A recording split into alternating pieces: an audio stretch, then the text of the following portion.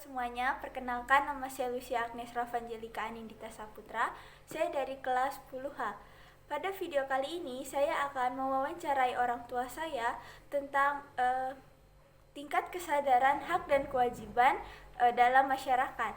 Nah, kita langsung saja ke pertanyaan yang pertama. Apa saja hak dan kewajiban di lingkungan masyarakat yang Anda ketahui? Ya, pertanyaan yang bagus. Tapi sebelum sampai ke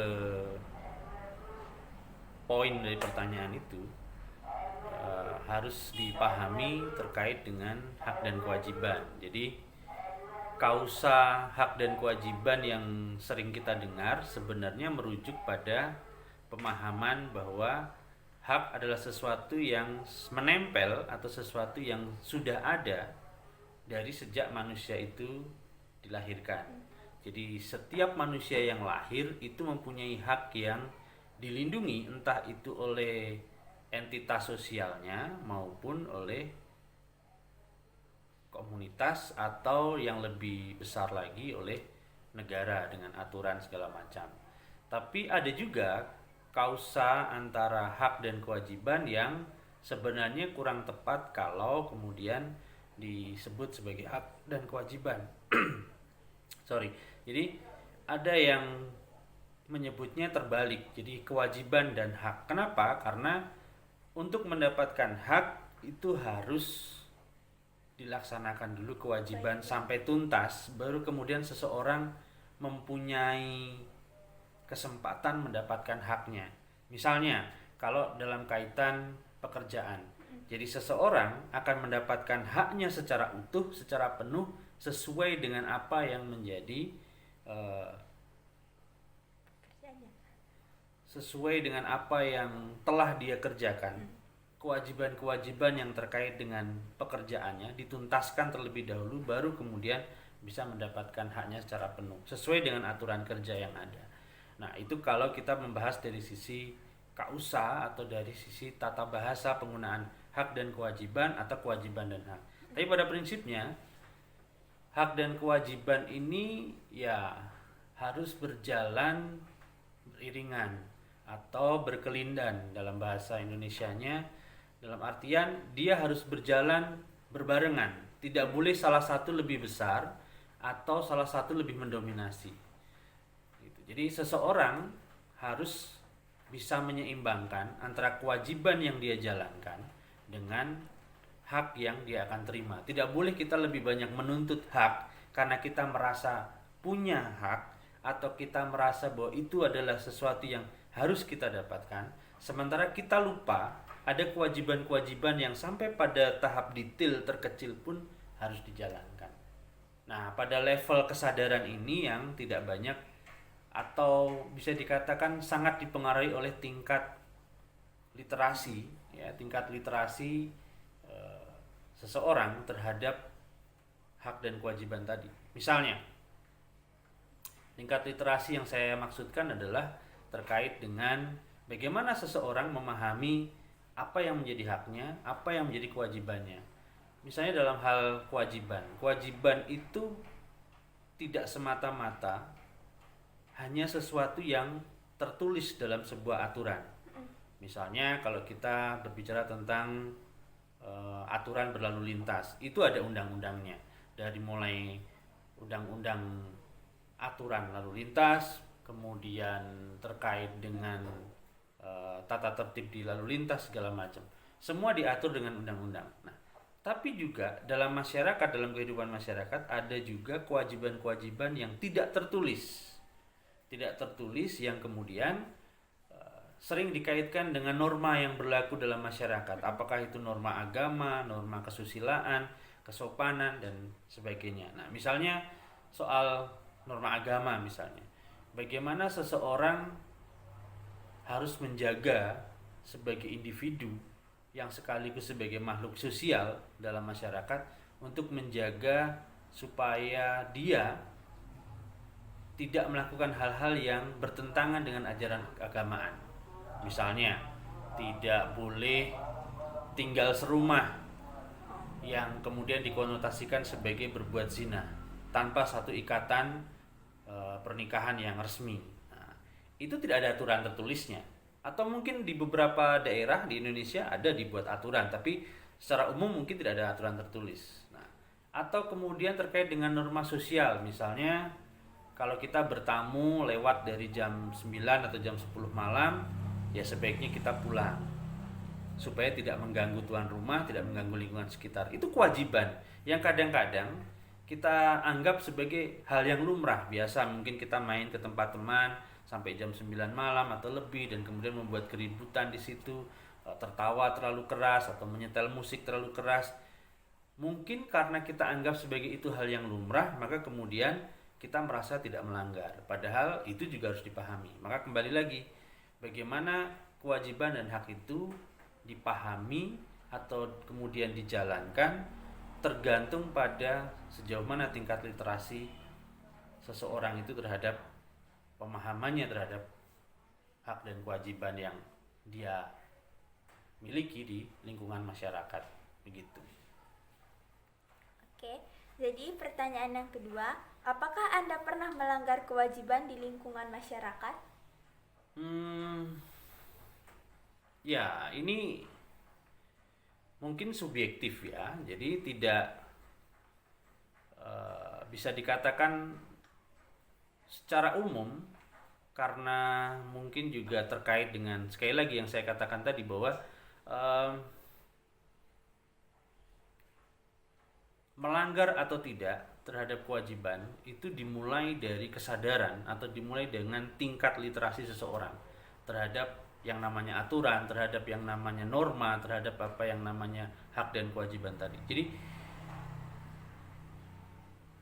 kalau pertanyaannya adalah pernah melanggar atau tidak dan kemudian apa yang respon yang kemudian dilakukan, sejauh ini saya pribadi tidak pernah melakukan pelanggaran ya. Kalau dalam artian terkait dengan norma hukum, misalnya dalam kehidupan atau dalam kebiasaan saya berkendara, saya sudah mengendarai kendaraan itu mungkin memiliki SIM pertama kali ya, memiliki SIM surat izin mengemudi itu mungkin 20 atau 25 tahun yang lalu.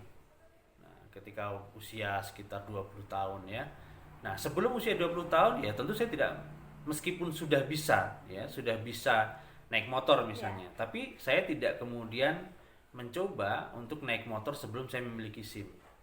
Nah, pemahaman-pemahaman ini tidak semua orang bisa miliki, atau minimal tidak semua orang bisa mau menjalankannya. Nah, kenapa saya katakan saya tidak pernah melanggar aturan, terutama aturan yang terkait dengan hukum ya, tidak mencuri, tidak korupsi, tidak kemudian melanggar lalu lintas, kemudian taat pajak segala macam, itu karena saya punya pemahaman yang cukup terkait dengan hukum. Saya punya latar belakang pendidikan yang cukup untuk bisa memahami apa sih hak dan kewajiban saya sebagai warga negara, sebagai bagian dari masyarakat secara umum. Nah, tapi mungkin ada beberapa pelanggaran yang saya tidak ketahui. Misalnya terkait dengan yang di luar aturan hukum, misalnya terkait dengan aturan-aturan sosial ya, terkait dengan aturan-aturan sosial. Misalnya ada beberapa aturan di satu desa atau di satu daerah yang berbeda dengan di daerah lain, dan saya membawa aturan yang universal. Misalnya aturan universal itu adalah saya ramah terhadap orang lain, kemudian saya menjaga jarak terhadap orang lain ya, meskipun ramah tapi juga saya menjaga jarak. Misalnya kalau ada orang atau tetangga saya hajatan, bikin pesta pernikahan segala macam, mungkin untuk sedaerah ada satu daerah yang ya Anda diundang ataupun tidak, datang saja, kan itu tetangga Anda. Jadi kewajiban Anda untuk datang karena ini pesta untuk semuanya. Nah, tapi saya membawa nilai-nilai yang universal. Artinya universal adalah yang sampai saat ini berlaku umum. Kalau tidak diundang rasanya segan atau sungkan untuk kita datang, maka saya memutuskan untuk dia datang. Nah, yang saya katakan tadi, apakah itu melanggar atau tidak, itu subjektif. Dalam perspektif saya, ketika saya tidak diundang, tentu saya tidak akan datang. Gitu. Nah, tapi mungkin bagi perspektif orang lain, dalam sudut pandang orang lain, itu akan dianggap sebagai tidak bersosialisasi Ya. atau dianggap sebagai sedikit melanggar kewajiban sosial. Tapi bagi saya menjaga nilai-nilai bahwa kalau saya tidak diundang berarti kehadiran saya mungkin tidak dibutuhkan di sana. Nah, berbeda kasus kalau misalnya dalam konteks kematian, misalnya ada yang meninggal tetangga sebelah, itu kita tidak perlu diundang. Meskipun di beberapa negara, saya kasih contoh misalnya kayak di Belanda. Di Belanda itu yang boleh menghadiri pemakaman, doa segala macam dan sejenisnya sampai dengan pemakaman penguburan itu adalah orang-orang yang dianggap kerabat, orang-orang yang dianggap teman-teman dekat dan itu disampaikan dalam bentuk undangan resmi. Jadi mereka yang tidak mendapatkan undangan resmi bukan berarti tidak dianggap sebagai teman, bukan tidak dianggap sebagai keluarga karena bisa jadi luput juga kan, mungkin terlupakan sedikit. Tapi sebagai bentuk respect, sebagai bentuk penghargaan, mereka yang tidak mendapatkan undangan ya mereka tidak datang. Nah, berbeda dengan di Indonesia, secara umum untuk masyarakat Indonesia dan ini saya juga yakini dan jalani ya. Kalaupun saya tidak kenal, tapi itu ada di dekat lingkungan saya, ada yang meninggal, ya tentu saya akan melayat. Ada ataupun tidak ada undangannya. Nah, itu berbeda dengan tadi kalau hajatan, pesta, sesuatu yang menggembirakan, menyenangkan. Jadi ada nilai-nilai yang kita istilahnya kita pahami, ada nilai yang kita yakini bahwa sederhana saja. Ketika orang berduka, itu butuh penghiburan. Semakin banyak yang datang, semakin banyak yang memberi penghiburan, itu semakin bagus untuk mereka yang sedang berduka. Tapi untuk suasana senang, gembira, misalnya pesta sambut baru, pesta pernikahan, tidak akan mengurangi sedikit pun ketidakhadiran kita dalam pesta tersebut. Jadi itu prinsip atau nilai-nilai universal yang saya yakini. Yang tadi saya katakan, bisa jadi dalam perspektif saya anggap tidak melanggar, tapi dalam perspektif orang lain atau masyarakat di daerah lain itu dianggap sebagai sebuah pelanggaran sosial. Jadi konteksnya sedikit berbeda, konteksnya sedikit subjektif.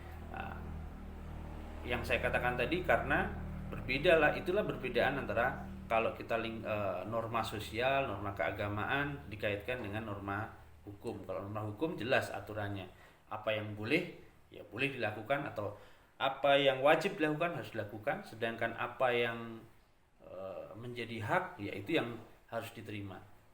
Jadi aturannya sudah lebih saklek, harus sudah lebih rigid, jelas, tegas. Nah, sedangkan kalau yang terkait dengan norma sosial, terkait norma keagamaan, kesusilaan, itu ada fleksibilitasnya atau ada nilai-nilai lokal yang kadang-kadang kita harus jalani. Kemudian ada nilai-nilai nilai-nilai kultural yang mungkin berbeda satu tempat dengan tempat yang lainnya. Misalnya soal hospitality, soal keramah tamahan, itu kan nilai kesopanan ya, norma-norma kesopanan. Kalau kita ketemu orang asing ya kita harus ramah segala macam, tapi tidak juga berlaku sama di semua tempat gitu ya. Misalnya kalau orang Indonesia ketemu orang asing selalu tersenyum, ramah segala macam, itu untuk kita sebagai masyarakat Indonesia itu menganggapnya itu sesuatu yang istimewa, itu kelebihan kita. Tapi untuk di negara-negara lain, kalau kita terlalu ramah dengan orang di sana ya, misalnya kita berkunjung ke Korea, ke negara-negara Eropa, tidak semua orang nyaman dengan keramahan kita. Jadi misalnya setiap orang yang papasan dengan kita selalu kita senyumin, selalu kita sapa, itu kadang-kadang membuat mereka risih. Jadi sesuatu yang kita anggap universal belum tentu juga berlaku secara umum di sana. Begitu. Jadi secara umum tidak ada, ya saya bisa tegaskan bahwa sampai dengan detik ini dalam segala kehidupan saya, termasuk juga profesi saya, pekerjaan-pekerjaan yang saya jalani, saya belum pernah melakukan pelanggaran, terutama yang terkait dengan aturan hukum ya. Apapun di tempat manapun saya bekerja, belum pernah melakukan pelanggaran sekecil apapun. Gitu. Oke. Yang berikutnya, bagaimana pandangan Anda terhadap orang yang melakukan pelanggaran kewajiban di lingkungan masyarakat? Ya, sebenarnya ini sudah saya singgung tadi. Jadi kenapa kok masih ada orang yang melanggar? Ya kembali tadi, sejauh mana tingkat literasi seseorang, sejauh mana tingkat pemahaman orang tersebut terhadap aturan hak dan kewajibannya. Kemudian paham saja nggak cukup sebenarnya, ngerti saja nggak cukup. Ya namanya literasi itu kan itu. Literasi itu bukan karena kita bisa membaca atau kita sering membaca, bukan. Tapi literasi itu adalah kita membaca, kita bisa membaca, kemudian kita memahami, dan kemudian yang paling jauh dari itu adalah, yang paling penting dari itu adalah kemudian mengaktualisasikan atau mengimplementasikan apa yang kita baca, apa yang kita pahami itu. Nah, termasuk kaitannya dengan, makanya kenapa saya katakan kok masih ada yang melanggar? Ya karena tadi, mungkin memang masyarakat kita atau kebanyakan masyarakat kita itu masih minim literasi atau belum melek literasi. Baca bisa, paham mungkin, hafal mungkin, tapi untuk mau melakukan sesuai dengan apa yang sudah diatur atau sesuai yang sudah ditulis, itu yang tidak semua orang mampu atau mau melakukan itu. Nah, contohnya banyak kalau kita lihat, dan selalu menjadi ukuran ya, yang selalu coba nanti bisa dicari ya, coba dicari di Google gitu ya. Di negara manapun untuk mengukur tingkat kedisiplinan, integritas orang, kemudian perilaku orang atau tingkat peradaban masyarakat satu negara, ukuran paling sederhana adalah soal sampah dan lalu lintas. Kalau kita masih menjumpai banyak sampah di pinggir jalan, dibuang sembarangan, kemudian kita masih masih melihat banyak orang melanggar aturan lalu lintas gitu ya, misalnya lampu merah tetap diterobos, kemudian sudah ada larangan berhenti, dilarang berhenti di situ, tetap berhenti di situ, parkir di situ, kemudian ada rambu forbidden, tidak boleh masuk area itu, tetap masuk area itu. Itu menunjukkan bahwa tingkat peradaban masyarakat di situ atau tingkat literasi, tingkat kedisiplinannya juga masih belum sesuai standar atau belum seperti yang diharapkan gitu. Ya, lagi-lagi kembali soal bagaimana caranya. Ya ini kalau ditanya bagaimana kalau kita melihat seperti ini, ya tentu kita prihatin ya, tidak hanya sekedar gini. Kalau bertanya bagaimana, tidak serta-merta sekedar oh ya ini karena literasi rendah. Tapi yang kemudian yang jadi hal yang paling penting adalah apa yang kita bisa kontribusikan. Nah, hal yang paling besar kita bisa kontribusikan adalah dalam pendidikan di keluarga. Gitu. Jadi anak-anak selalu harus bisa dapat contoh yang baik tentang bagaimana menjalankan kewajiban dan hak. Ya, kewajiban dan hak dari orang tuanya. Teladan itu penting. Baru kemudian nanti melebar. Kita bisa berharap dari lingkungan sekolah. Kita bisa berharap dari lingkungan masyarakat yang lebih besar, kemudian negara dan sebagainya. Tapi jauh sebelum sampai level negara, yang paling penting adalah dimulai dari level rumah tangga, di level dari paling kecil adalah keluarga. Jadi orang tua harus selalu menjadi contoh untuk atau menjadi teladan untuk anak itu memahami hak dan kewajibannya. Misalkan, kenapa sampai dengan hari ini Nindi, ya, Raf, kemudian Kak Nanda, kemudian Deal selalu dilarang untuk menggunakan motor. Gitu. Kenapa? Karena selain umur belum cukup, syarat untuk secara aturan lalu lintas juga belum mencukupi. Gitu. Jadi itu tanggung jawab orang tua untuk melarang setiap anak tidak berkendara di bawah umurnya atau di bawah aturan yang ada. Nah, kemudian misalnya sering yang sederhana saja. Ini di depan rumah kita ada pohon jambu. Nah, ada pohon jambu. Pohon jambu ini yang memiliki, ya kalau kita mau berdasarkan aturan tanah, ya yang memiliki yang punya rumah ini kan, gitu ya. Tapi kenapa banyak anak tanpa izin sering memetik, ya sembunyi-sembunyi atau rame-rame begitu ya, atau terang-terangan gitu, memetik dan kemudian memakannya tanpa izin segala macam. Nah, itu menunjukkan bahwa mereka kurang mendapatkan literasi yang cukup atau kurang mendapatkan teladan yang baik tentang hak dan kewajiban. Apa sih yang menjadi hak miliknya dia? Gitu. Jadi kadang-kadang sepele ya, cuman jambu aja kok di pinggir jalan gitu. Tetap saja apapun yang ada di sekitar kita itu pasti punya pemilik. Nah, bagaimana setiap orang tua harus bisa menjelaskan bahwa apapun yang bukan milikmu, yang bukan menjadi hakmu, itu tidak boleh kamu ambil tanpa seizin pemilik. Gitu. Nah, misalkan pernah kapan hari ada kasus terkait dengan ada orang menemukan ATM, kartu ATM masih tersangkut di mesin ATM, mungkin yang pemiliknya lupa, ketinggalan, sudah pergi, kemudian ATM-nya diambil oleh orang lain dan kemudian isinya dikuras gitu. Nah, rame itu, viral di media sosial. Banyak yang berkomentar bahwa ya itu nggak salah dong, karena kan dia menemukan saja, jadi ya dia pakai saja. Nah, itu menunjukkan bahwa masyarakat kita itu masih lemah sekali dalam hal memahami apa yang menjadi haknya dan apa yang bukan. Apa yang seharusnya dia tidak miliki, ya jangan diambil. Kita selalu punya batasan, hidup itu selalu ada batasannya. Jadi ada hal-hal yang membatasi kita, entah itu aturan, entah itu, yang paling penting tentu adalah kesadaran. Nah, itu yang tidak dimiliki oleh banyak orang. Nah, itu yang akan kita lihat itu. Mungkin kesannya hiperbol ya, kesannya berlebihan. Anak kecil yang mengambil jambu atau mengambil apa begitu ya yang di pinggir jalan atau di apa saja yang dia lihat yang bukan miliknya, kemudian dia ambil, dia nikmati untuk kebutuhannya dia sendiri, itu bisa jadi adalah awal benih-benih dari korupsi di tingkat yang lebih besar. Kenapa bisa terjadi korupsi yang akhir-akhir ini marak kita dengar? Salah satunya karena tadi tidak memahami bahwa saya punya batasan, bahwa saya sudah ada hak yang sudah saya dapatkan dari apa yang saya kerjakan. Nah, yang saya ambil ini kan bukan hak saya. Misalnya para koruptor itu kan sudah digaji. Iya. Ya, misalnya kalau kita terkait yang baru-baru ini yang baru rame ya, terkait salah satu anak usaha Pertamina, korupsinya hampir menyentuh 1.000 triliun gitu. Nah, pertanyaannya adalah kok bisa, padahal mereka orang terdidik, tahu aturan, nah kemudian paham hukum, kemudian digaji dengan besar.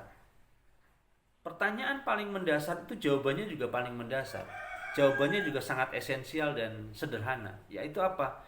Karena mereka mungkin dari sejak kecil tidak pernah diajarkan tentang apa yang disebut sebagai hak dan kewajiban. Mereka tidak tahu batasan hak saya itu seperti apa, sehingga mereka merasa bebas melakukan sesuatu yang menurut dia sah untuk dilakukan. Nah, jadi kembali pada pertanyaan tadi, bagaimana kalau sudah melihat seperti itu? Ya, sebagai orang tua, sebagai pengajar juga, saya hanya bisa melakukan dari hal yang paling sederhana, yaitu memulai dari keluarga. Orang tua harus selalu menjadi orang terdepan, garda terdepan untuk memberi contoh terkait dengan hak dan kewajiban. Hal-hal yang sepele saja tentang pekerjaan rumah tangga, tentang pekerjaan di keluarga, mencuci, kemudian bersih-bersih rumah, itu hal-hal yang sederhana, tapi itu bisa membuat anak-anak meneladani hal-hal baik terkait dengan apa sih kewajiban saya sebagai anak di rumah, apa kewajiban orang tua sebagai orang tua juga, ayah sebagai ayah, ibu sebagai ibu di rumah, itu apa hak kewajibannya, dan kemudian anak-anak juga sama. Nah, mulainya dari situ, begitu. Oke, jadi sekarang pertanyaan yang terakhir, apabila saudara atau keluarga Anda melakukan pelanggaran kewajiban, apa yang Anda lakukan? Ada sebuah pameo gitu ya. Jadi ada yang mengatakan kalau kita melihat orang mencuri, ya, atau kita mengetahui ada orang yang mencuri dan kita lihat langsung, ya, tapi kemudian kita membiarkan dengan alasan apapun, misalnya orang itu mencuri karena mengatakan saya lapar, saya terpaksa mencuri, dan kemudian kita membiarkan, itu sama dengan kita juga melakukan kejahatan. Pameonya seperti itu. Jadi ketika kita tahu ada hal yang salah, ada sebuah pelanggaran dan kita membiarkan, tentu kita juga bagian dari pelanggaran itu. Nah, kalau pertanyaannya, kalau kita kemudian melihat seperti itu, apa yang kita lakukan? Ya tadi, kalau kita bisa menemukan hal yang seperti itu, ya sejauh mana kita bisa memberikan teguran, ya kan, kritik, evaluasi, nah, dengan harapan ada perbaikan. Gitu. Tapi kalau memang tidak bisa, ya paling tidak kita menjauhi hal seperti itu atau kita tidak melakukan pelanggaran yang sama gitu. Jadi tegur kalau memang kita bisa tegur, kritik kalau kita bisa kritik, tapi kalau apa yang kita sampaikan sudah tidak bisa diperbaiki, ya sudah, kita mulai dari diri sendiri saja, atau sejauh sebelum itu kita harus sudah memulai dari diri sendiri. Makanya penting untuk memulai dari diri sendiri dulu, baru kemudian kita bisa menyampaikan teguran, kita bisa menyampaikan kritik. Nah, itu yang paling penting gitu ya. Pentingnya ikatan sosial dalam masyarakat yang disebut sebagai manusia sebagai makhluk sosial adalah untuk saling mengingatkan supaya tatanan hidup di masyarakat itu lebih nyaman, lebih baik, lebih harmonis. Itu adalah kemampuan untuk saling mengingatkan, kemampuan untuk saling mengkritisi, kemampuan untuk saling berdialog. Jadi kalau ada orang yang mengkritik, itu ujungnya bukan soal suka tidak suka atau perasaan like and dislike, tapi ujung dari sebuah kritik itu harusnya adalah dialog, ngobrol. Harusnya adalah soal bagaimana kita duduk bersama menyelesaikan apa yang membuat kita tidak nyaman, apa yang membuat dia nyaman. Kok dia nyaman, saya tidak. Nah, cari titik tengahnya. Gitu. Bukan kemudian kalau ada kritik kita kemudian resisten, kemudian dia hanya bisa mengkritik, dia karena tidak suka dengan saya, dia nyinyir saja dan sebagainya. Lalu ujung-ujungnya kemudian soal rasa merasa bahwa dia tidak layak mengkritik, saya tidak layak dikritik. Bukan itu. Jadi kalau ada teguran, evaluasi, kritik, ya berarti harus ada yang diperbaiki. Bagaimana cara memperbaikinya? Ya duduk bareng, diobrolin, berdialog, kemudian cari titik tengahnya. Tapi bukan titik tengah itu tidak selalu sama dengan berkompromi dengan aturan. Itu. Jadi berbeda. Jadi kalau berkompromi dengan aturan itu begini, misalnya yang sering terjadi gitu ya. Ada misalnya saya kasih contoh. Misalnya ada orang melanggar lalu lintas, lampu merah nih, jelas melanggar. Dia terobos lampu merah, kemudian ternyata di bagian yang lain ada polisi berdiri di situ. Kemudian memberhentikan si pelanggar ini dan kemudian berkompromi bukan berarti kemudian menyiasati aturan. Jadi misalnya sudah ketilang nih atau sudah ketangkep nih, saya suap saja polisinya. Mungkin 50.000, 100.000. Itu tidak benar, itu bukan kompromi seperti itu yang terjadi. Nah, kompromi seperti apa yang harus terjadi? Ya polisinya profesional bertindak, kalau memang perlu ditilang, kalau perlu diberikan pengarahan, dijelaskan melanggar bagian apa, terus aturannya bagaimana dan sebagainya. Nah, supaya si pelanggar juga mempunyai efek jera. Jadi bukan itu bagian dari kompromi. Tapi bukan menyiasati atau bersiasat terhadap aturan. Gitu. Nah, itu yang harus dipahami. Jadi memang gampang-gampang susah untuk kemudian